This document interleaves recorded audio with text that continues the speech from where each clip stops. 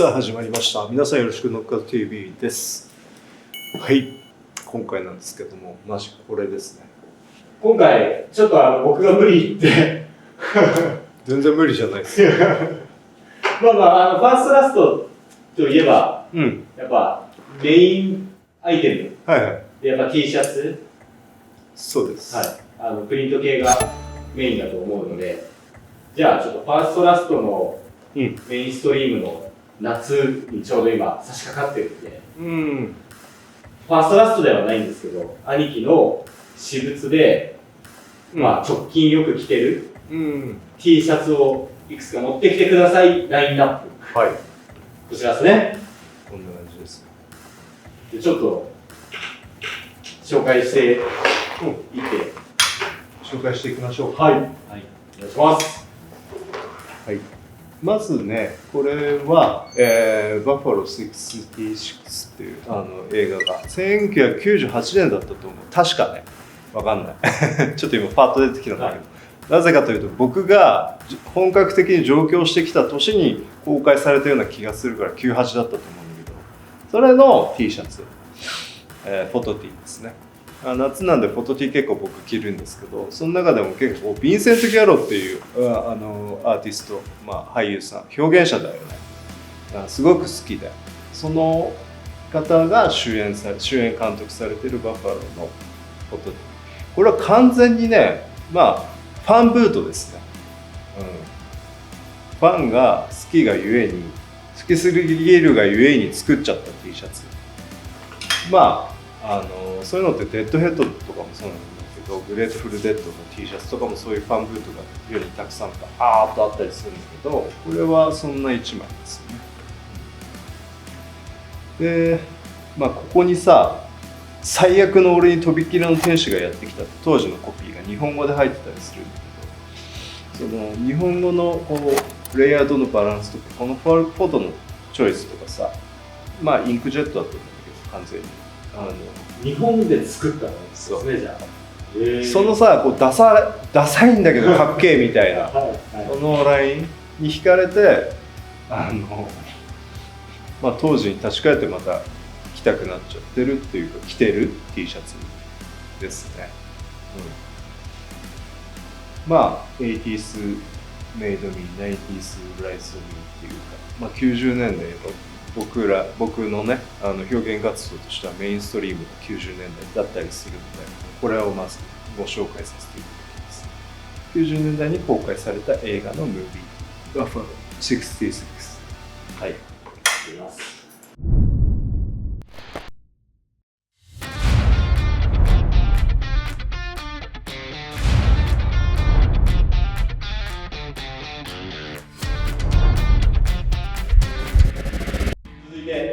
はい、で続いて2枚目は、こちらの T シャツ。これ着てるの見たことある話？いや、ナイスナイス。これはね、当時ね、ジョニー・デップがオーナーさんだったバーがあるんだけど、もちろん今でも現存してるんだけどベイパールームバーの T シャツ。ここにね、ダイスと人魚がいてパイプを吹いてるっていう。昔からこのデザイン変わんないのね。で自分の先輩がさ、ちょうどここに行く機会があって実店舗で買ってきてくれた。今はほらオンラインがあるから、おそらく日本からもインターネットで買えると思うんだけど、だからこれは当時ものじゃなくて近年の T シャツなんだけど、その店舗でさ実際に買ってきてスーベニアとして自分にねプレゼントしてくれたっていう気持ちも嬉しくて、最近よく着てる。最近というか近年よく着てる T シャツ。すごい。そう、このバーでね、自分たちがこう敬愛しているリバー・フェニックスっていう方がさ、オーバードーズで亡くなっちゃったんだけど、今でも運営してるバーです。もうオーナーさんはもう変わっちゃったんで、はい、かっこいいっしょ。後ろもよくない？どういう意味があるんですか？これ？はい。クエスチョンをコラージュはしてるけどどうなんだろうね。真意は分かんないよね。かっこよくない？このバッテンがかってる。どういう意味なんですすげえ、それ結構着てるかも俺。ちょっとボディ触ってみて。超ペラいから。謎のボディ使ってる。ペラくない？すげえチープなんだけど、今買うと結構高いんですよそれ。まあ2枚目はバイパールーム T シャツです。はい。3枚目。はい。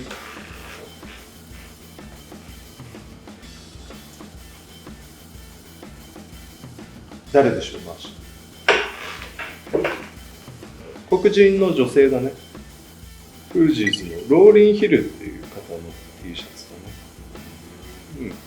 でこれめっちゃ珍しくて、まあ僕はこれ1枚しか見たことないんだけど、ミスエディケーションっていうツアー T だね。時のツアー T。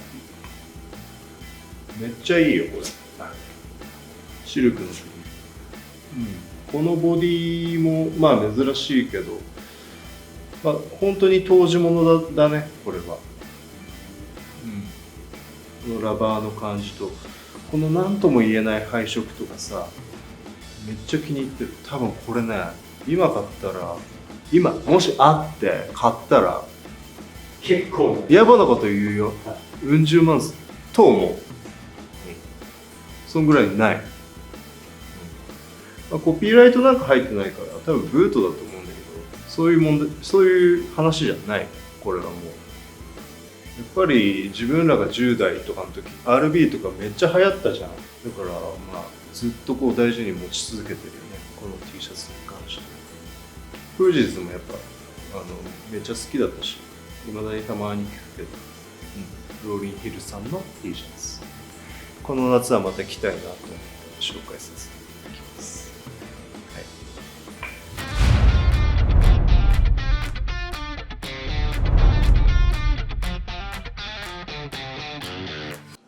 そうだね。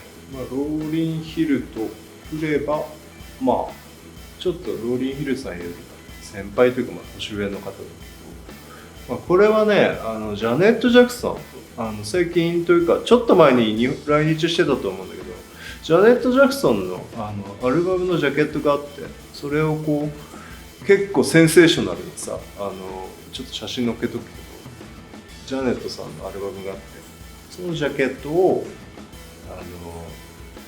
サンプリングした T シャツ。まあ本ちゃんはこの方がジャネットご本人で、これがまあ黒人の男性なんだけど、それをフランケンシュテインの花嫁とフランケンシュテインっていう感じでサンプリングした T シャツ。まあちょっと年代というか音つながりだったりもしながらコメディ要素もある。これも割と着てる。今年着ようかなっていう T シャツです。まあモンスターとかやっぱ自分好きじゃん。ちょうどいい。音物とモンスターとなんかすげえいいじゃん。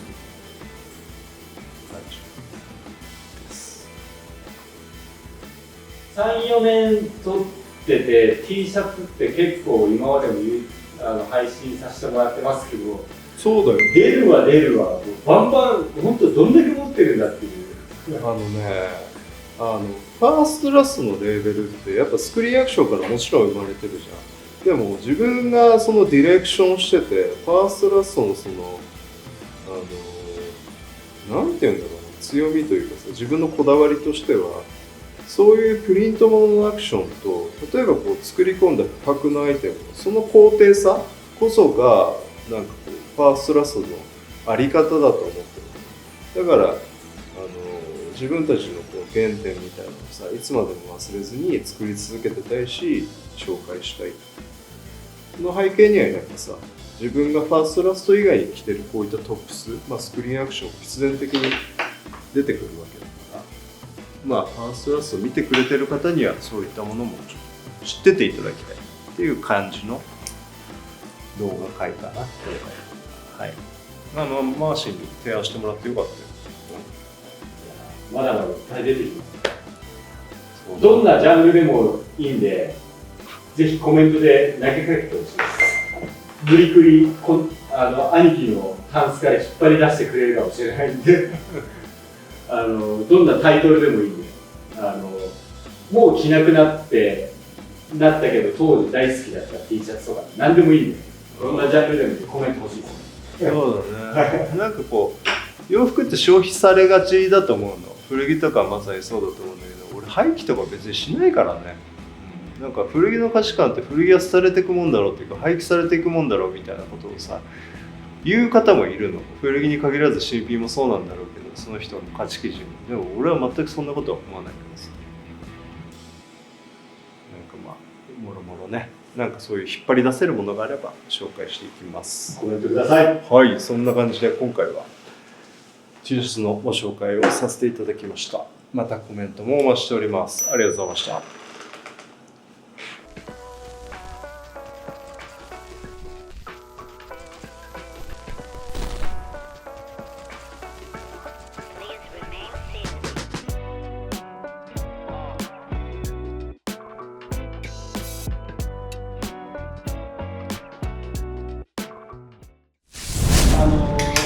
なんか、